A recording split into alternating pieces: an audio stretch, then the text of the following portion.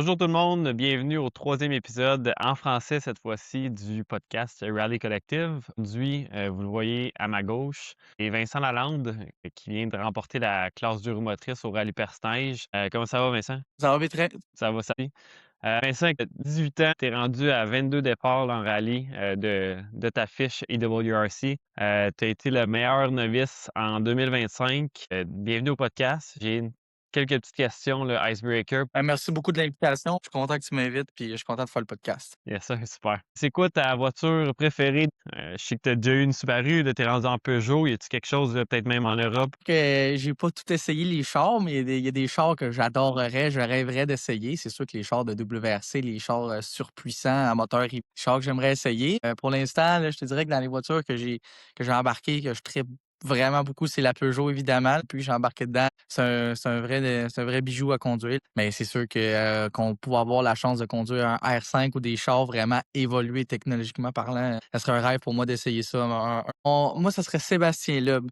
J'aime bien son histoire, je trouve ça impressionnant. Je le vois un peu aussi comme un Fernando Alonso, un genre de pilote qui il est là depuis puis il est encore performant à son âge. Son histoire, je la trouve incroyable. Je trouve que son parcours, il est vraiment cool, c'est intéressant, puis il aide encore les jeunes aujourd'hui en Europe, à développer le rallye. Il est toujours là pour des événements. C'est vraiment un pilote que je regarde souvent ses performances. C'est un peu plus plate parce qu'il fait plus le WRC. Moi, quand je regarde ce pilote-là, je trouve ça incroyable. Il y a quelques années, il est arrivé, il a voulu se relancer dans un championnat WRC. Là, il y avait les jeunes recrues qui étaient là. Là, le monsieur, il arrive, puis il les démolit, puis leur monde, regarde, c'est comme ça que c'est comme ça que ça marche en rallye. Puis là, les jeunes se sont tous dit, oh my god, ok, on a des croûtes, on a de quoi, on a à s'améliorer avant d'avoir un certain niveau comme Sébastien Loeb. Il est français, là. Les autres pilotes, je parle pas nécessairement anglais avec c'est plus dur des suivre, mais Sébastien Loeb, c'est quelqu'un qui me passionne vraiment, là. Ouais, que 100%, c'est vraiment quelqu'un de passionné. C'est cool de voir à quel point qu'il aime le rallye. Il fait n'importe quoi. Il fait le Dakar, il fait des petits événements en France, des événements à l'international. Alors, là, même s'il est plus.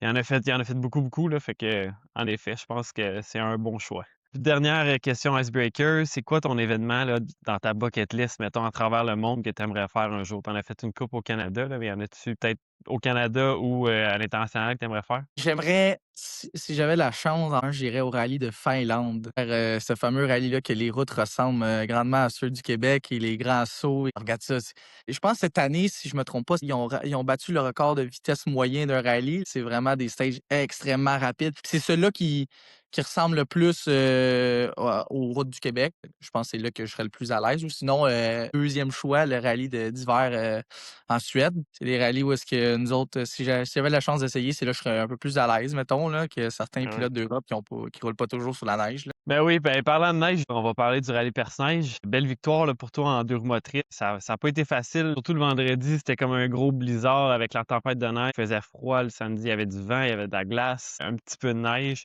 Comment ça s'est passé ton rallye? C'était, écoute, tout un rallye, il y a une grande histoire à expliquer à travers de ça. Écoute, ça a été dur. Les premières spéciales, ils n'étaient pas du tout faciles parce que premièrement, avec mon copilote Fabien, mais j'ai voulu l'aider en même temps que m'aider à tout refaire mes notes au complet, mais en France complet. Fait que, tu sais, mettons, dans les jeux vidéo, quand t'entends en ciel, pas corde, sur boss, tout ça, j'ai tout transcrit en français au complet.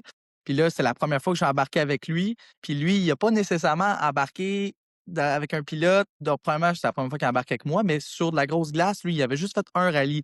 La glisse, lui, il était pas sûr que quand je glissais, tu je suis en contrôle, je suis-tu pas? Tu sais, c'était les 2, 3 premières spéciales. Puis ce qui a pas aidé, c'est les conditions. Et quand il a commencé à tomber des flocons d'un pouce, là, à genre, je sais pas combien de kilomètres heure, mais qu'on voit même pas 1 mètre en avant de nous, je capotais, man. Je dit, hey, on va se tuer. On voit même pas un pied en avant de nous autres. C'était complètement dangereux. On roulait tranquillement. Fabien, il essaie de trouver ses repères, des notes, mais c'est sûr qu'on s'est perdu. Là, on n'avait aucun repère. À un moment donné, Ouais. on voit un cône. Je pense que c'était Jean-Sébastien Bessner qui s'avait planté. Puis là, on savait pas il était où parce que il y avait des cônes, puis on voyait même pas. En tout cas, c'était spécial. Puis quand on est arrivé le lendemain matin, ça allait mieux parce que là, les conditions, on voyait. Ce que Fabien m'expliquait aussi, c'est qu'en Europe, ils roulent quand même assez, pas tout le temps de nuit. il roule pas mal plus de jour. D'un, il était sur la neige, fait qu'il savait jamais si la dérape, c'était des pertes de contrôle. Puis la nuit, il était pas trop habitué. Puis moi, je suis pas nécessairement le plus à l'aise sur la nuit non plus. Fait qu'après ça, on est reparti le lendemain matin. Puis c'est là que les deux, on a dit, OK, là, ça va bien. Là, on se comprend. Ça a pris, commencé à prendre confiance avec moi puis la voiture. Puis je le comprenais super bien. Ça n'a pas été long de comprendre. Tu sais, au début, quand tu entends ciel, pacorde, des termes que moi, Ben normalement, oui. j'ai de l'anglais, c'était comme.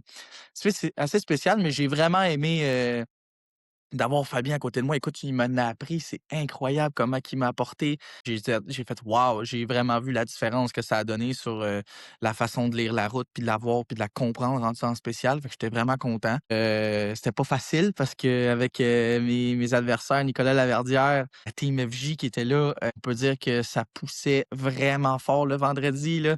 Puis le samedi aussi, là, à un moment donné, j'ai eu des petits pépins aussi pendant mes spéciales. J'étais arrivé à un moment donné dans le stage Maniwaki, qui était un stage pour les spectateurs, en plein milieu de la rue. Il y a de la glace cachée en dessous de la glace noire. J'ai barré mes roues. Passé tout droit, le char ne voulait pas partir. Ça fait plusieurs fois j'ai eu ce problème-là avec la Peugeot.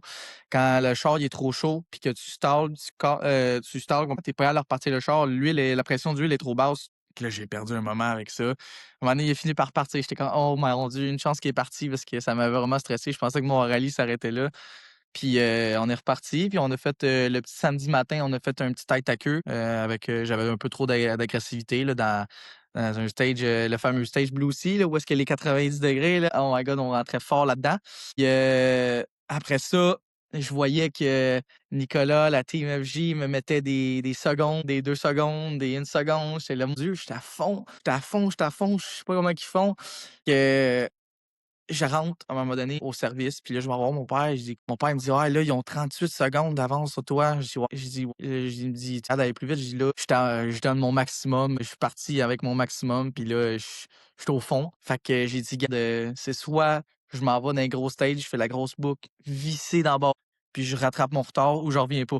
C'est soit je me plante ou c'est soit que c'est là que ça se passe. Fait que là, il dit, bah, c'est peut-être pas comme ça que tu devrais le voir. J'ai dit, ouais, mais là, 38 secondes, là, ça se joue tout le temps à 1/10 de seconde par kilomètre, là, ça va être dur en salle de les rattraper. J'ai dit, les gars sont très bons. Fait que, on est parti dans les grandes boucles. J'ai dit à Fabien, j'ai dit, je pars à bloc pendant tout le long, je vais donner mon 115%. Écoute, j'étais même extrêmement surpris de voir les résultats parce qu'on rentre dans Tortue, qui est des gros stages, puis on n'est aucunement capable de savoir si pendant le 29 kilomètres, on a été en retard ou si on a fait un bon temps parce qu'on est trop loin dans le bois, il n'y a pas de réseau. Même quand même bien que j'avais fait, j'ai mis 1 minute à mes concurrents, il n'y a aucune façon de savoir. Tu rentres dans le deuxième stage, puis tu n'as pas le choix, tu rentres au fond, tu n'as pas le choix, tu peux pas. Ah oui. Tu aucune idée. Et on est parti les 2 stages, puis quand on a vu qu'on avait fait deuxième temps overall avec Fabien, moi et Fabien, on était en train de sauter dans le char de joie. On était comme, ben voyons donc, ça se peut pas. Et Fabien, il faisait des expressions en français que je trouvais trop drôles au moment où on parlait. Là.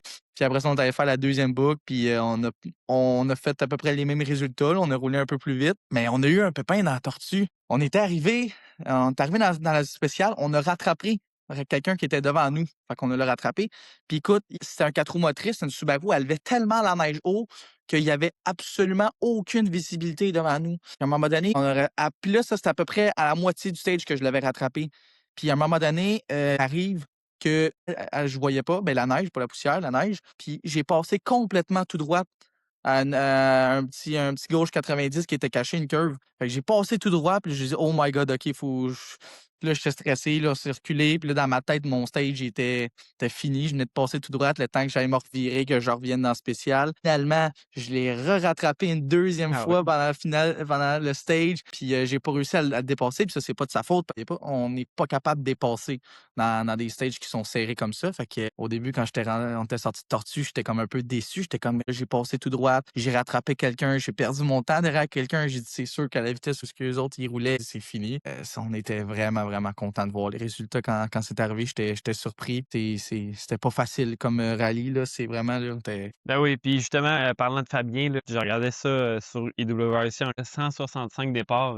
Tu dis qu'il t'a enseigné des trucs ou peut-être dans les rookies, peut-être, as-tu des exemples de ce qui t'a aidé? Ouais, ben, c'est sûr qu'au moment présent, c'est plus dur de dire ce qu'il m'avait dit, mais il y a plein de termes. Là, je veux pas dire n'importe quoi, mais il me semble qu'il m'avait expliqué des termes que j'ai notés, que je vais appliquer au prochain rallye, parce que là, c'était trop dur de tout changer mes notes.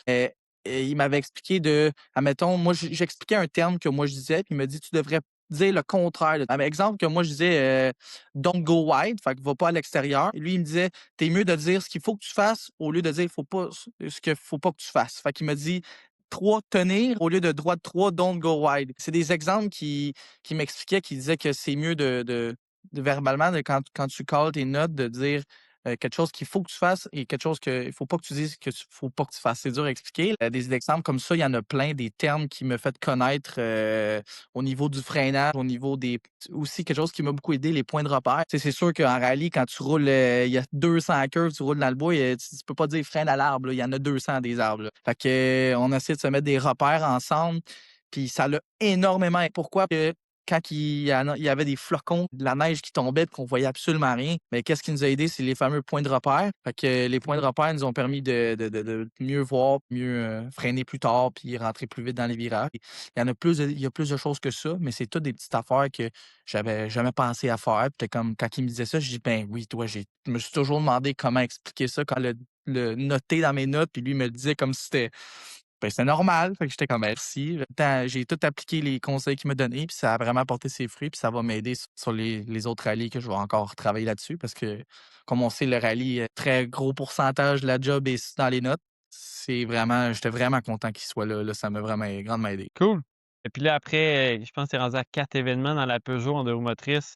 T'es-tu, 100 habitué aux 2 roues motrices versus 4 roues motrices? Ouais, je commence à être pas pire là. Écoute, j'adore la Peugeot, j'étais embarqué dedans. C'était passer 4 roues motrices. Normalement, on est supposé commencer par 2 roues, évoluer, tomber dans le 4 roues. Moi, j'ai fait le contraire, mais ça a été, vraiment moins long de m'habituer que je pense que si j'aurais fait le contraire. Puis j'avais conduit aussi beaucoup en simulateur en traction, fait que ça m'avait aidé à comprendre un peu plus vite. Surtout que dans les jeux vidéo, la Peugeot 208 là, dans les simulateurs, il l'a souvent. Fait qu'on peut conduire exactement la même voiture sur simulateur. Ça l'a aidé aussi. Mais j'ai vraiment aimé passer en traction. Pourquoi? Puis la raison pour laquelle je comprends qu'on fait commencer les pilotes par un char de traction, c'est qu'un char de traction pardonne beaucoup plus.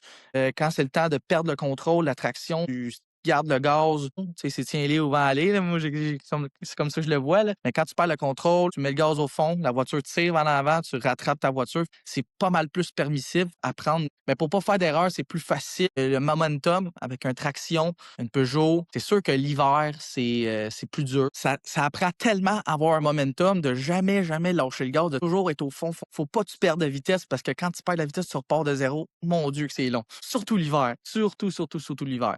Mon Dieu que ça pardonne pas. Ça, une fois que tu sautes en 4 roues motrices, c'est fou comment j'ai hâte d'embarquer dans une 4 roues motrices juste pour pouvoir voir la différence que ça apportait à mon pilotage. Mais ça me n'apporte tellement. Puis j'ai encore beaucoup, beaucoup à apprendre dans ce char-là. C'est fou comment c'est avancé technologiquement parlant. Il y a tellement de possibilités. Mais c'est ça. Je suis content d'avoir en traction. C'est ça. La Peugeot, elle va m'apprendre vraiment beaucoup d'expérience. Cool. Ben, justement, en parlant de traction, les pneus au perçage bon, j'imagine des pneus à clous, là, mais t'as-tu joué un petit peu avec le grouvage ou quoi que ce soit ou? Ouais, ouais, on a fait, ben, je pense que c'est un classique, là. On a fait, les Nokian. Moi, j'avais pris les Nokian Hakkapeliitta 10. J'avais vu aussi une vidéo de Nicolas Laverdière qui parlait des pneus, qui voyait pas la différence entre certains pneus. Moi non plus, je vois pas une très grande différence entre les pneus. Fait que je me suis dit: «Je vais prendre des pneus que j'avais déjà». On a grouvé les pneus, puis c'est ça.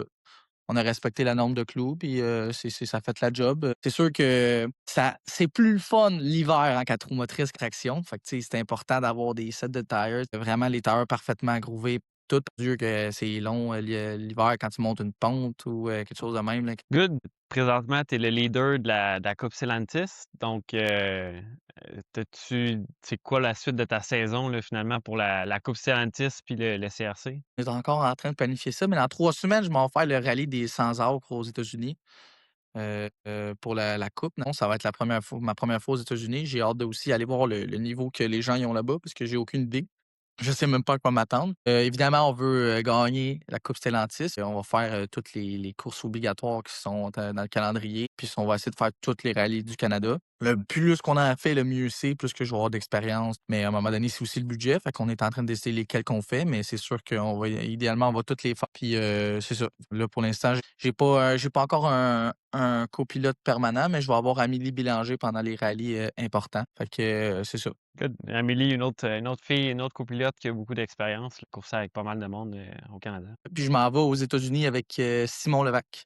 J'y ai OK, demandé, cool. ouais, j'ai vraiment hâte d'aller là-bas avec. Merveilleux. C'était pas mal tout pour aujourd'hui. T'as-tu des commanditaires à plugger ou, quoi que ce Ouais, soit? ouais, je remercie mes commanditaires. Une chance qu'ils soient parce que sinon on serait pas capable de faire du rallye. Je remercie Plateau Motorsport, mon père, Construction Pierre Lalande, évidemment, mon plus gros commanditaire, les mini entrepôts jaunes, dans le fond, Epoxy Factory, la gang de mécaniciens, ça en prend, puis il faut qu'ils soient faits forts parce que les mécaniciens en rallye, mon Dieu, que c'est pas toujours facile de travailler à -30 avec de la slotch qui te coûte dans la face. On leur ramène pas toujours un beau char non plus, fait que c'est dur.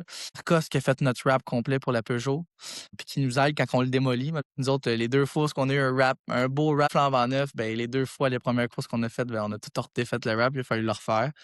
3 Food qui nous donne la nourriture pour les rallyes. Kart Concept qui nous fournit le kart quand on est aux événements. C'est le fun de pas toujours marcher. Il y a Just Engineering qui nous fournit nos bras de suspension et tout. Fait un gros merci à tout le monde. Super, bon, ben, le monde peut te suivre sur Instagram, Facebook et YouTube, j'imagine? Instagram, Facebook, TikTok. TikTok, je le suis un peu moins, mais je passe de temps en temps. Instagram, Facebook, c'est vraiment là où je suis plus actif. Bon, ben, super Vincent, on te souhaite bonne chance pour le reste de la saison. Bien sûr, un gros merci à toi. Là.